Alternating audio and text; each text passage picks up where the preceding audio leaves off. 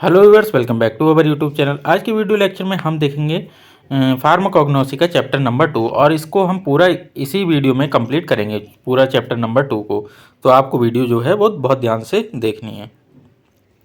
Classification of drug. Crude drugs उन drugs को कहा जाता है जिन्हें प्लांट और एनिमल सोर्स से प्राप्त किया जाता है। ये दो भागों में विभाजित होती हैं या इन्हें दो भागों में विभाजित किया गया है। ऑर्गेनाइज्ड ड्रग या सेलुलर ड्रग, इन्हें क्या बोलते हैं? इन ड्रग्स को प्लांट और एनिमल के किसी निश्चित या स्पेसिफिक बोल सकते हैं पार्ट से प्राप्त किया जाता है। जैसे सिनामोन को बार्क से प्राप्त किया जाता है।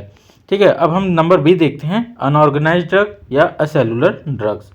इन ड्रग्स को प्लांट और एनिमल के किसी निश्चित पार्ट से प्राप्त नहीं किया जाता है। जैसे एसोफेटिडा, हींग। हींग जो है वो किसी पार्ट से प्राप्त नहीं हो रही है, वो सिंपली क्या होती है, वो वहाँ से रस्ती है गम गोंद की तरह, तो उसे कलेक्ट कर लिया जाता है। अब हम देखते हैं क्लासिफिकेशन ऑफ ड्रग्स। तो इसमें हम अल्फ़ाबेटिकल, मॉर्फोलॉजिकल, फार्माकोलॉजिकल, टॉक्सोनॉमिकल, केमिकल और कीमोटॉक्सोनॉमिकल क्लासिफिकेशन को देखेंगे। तो अब हम इसमें सबसे पहले देखते हैं अल्फ़ाबेटिकल क्लासिफिकेशन।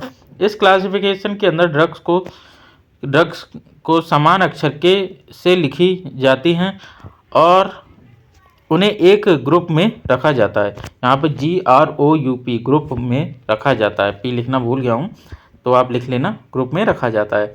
इस क्लासिफिकेशन के अंदर ड्रग्स समान अक्षर से लिखी जाती हैं और उन्हें एक ग्रुप में रखा जाता है। ये मुख्यतः लैटिन और इंग्लिश शब्दों के लिए उपयोग किया जाता है। जैसे एसोफोटिडा है, देखिए ए से स्टार्ट हो रहा है, एलोवेरा ए से स्टार्ट हो रहा है, फिर उसके बाद में बी आता है तो उससे ब्राह्मी हो गया, क्लोव हो गया। तो इस तरह से हम इसको लिखते हैं सीरीज वाइज। इसके एडवांटेज की बात करें, ये एक सरल तरीका होता है। इसमें ड्रग को ढूंढना रखना आसान हो जाता है। इसमें कोई टेक्निकल पर्सन की ज़रूरत नहीं होती है। अब डिसएडवांटेज क्या होते हैं इसके? इसमें ड्रग का थेरापेटिक नेचर का पता नहीं चल पाता है। इसमें ड्रग का ओरिजिनल सोर्स भी पता नहीं चल पाता है। तो ये थे इसके डिसएडवांटेज। अब हम देखते हैं अपना नेक्स्ट क्लासिफिकेशन, मॉर्फोलॉजिकल। इस तरीके में ड्रग के उनके भौतिक गुणों जैसे कि तना, पत्ती, छाल, गोंद के हिसाब से रखा जाता है।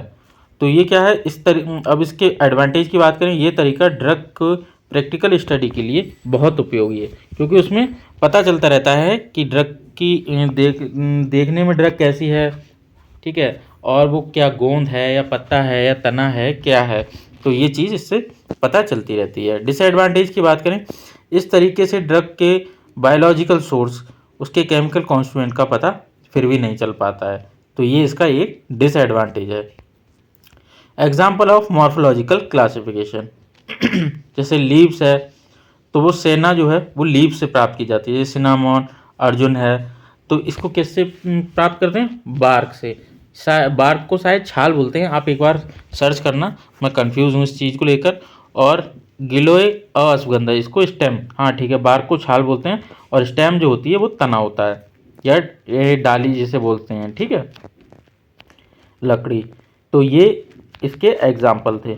अब हम देखते हैं अपना नेक्स्ट, फार्माकोलॉजिकल क्लासिफिकेशन। इस मेथड में हम ड्रग को उनके फार्माकोलॉजिकल एक्शन और थेरापेटिक यूज़ के हिसाब से रखते हैं। Example, carminative. कार्मिनेटिव क्या होते हैं? जो गैस रिलीज करने में हेल्प करते हैं। तो सेना और कोरिएंडर, ठीक है। इमेटिक, इपेकुआना। जो इमेटिक क्या होते हैं? जिससे उल्टी आती है, उल्टी लाने के लिए जिसे यूज़ किया जाता है, इसे इपेकुआना बोलते हैं। तो इसको क्या कहते हैं, इसके लिए यूज़ किया जाता है। इपैक लिखा है और इसको इपैकुआना भी बोला जाएगा, ठीक है। एडवांटेज, इसमें ड्रग का थेरापेटिक यूज़ का पता होता है, मतलब ड्रग का क्या थेरापेटिक यूज़ है, वो किस में काम आएगी, वो हमें पता रहता है। डिसएडवांटेज, एक टेक्निकल पर्सन ही मेथड को भलीभांति समझ सकता है। तो ये इसका एक डिसएडवांटेज हो गया, मतलब इसको हर कोई मैनेज नहीं कर सकता, ठीक है। अब हम अपना नेक्स्ट देखते हैं, टॉक्सोनॉमिकल क्लासिफिकेशन। इस मेथड में ड्रग को उनके फाइलम, ऑर्डर, फैमिलीज के हिसाब से मेंटेन किया जाता है या रखा जाता है। एग्जाम्पल की बात करें, जैसे फाइलम है, हाँ, स्पर्मेटो सॉरी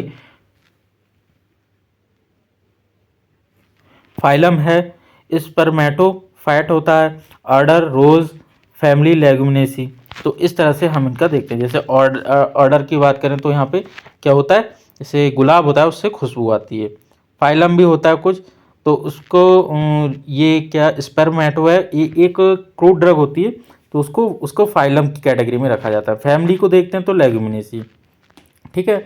एडवांटेज की बात करें, ये एक साइंटिफिक मेथड है, ड्रग का रखरखाव आसान हो जाता है। ठीक है। डिसएडवांटेज क्या है, ड्रग के भौतिक गुण का पता नहीं चलता, तो ये इसका डिसएडवांटेज है। अब हम अपना नेक्स्ट देखते हैं, केमिकल क्लासिफिकेशन। इस मेथड में हम ड्रग को उनके केमिकल नेचर के हिसाब से रखते हैं या केमिकल कॉन्स्टिट्यूएंट के हिसाब से रखते हैं।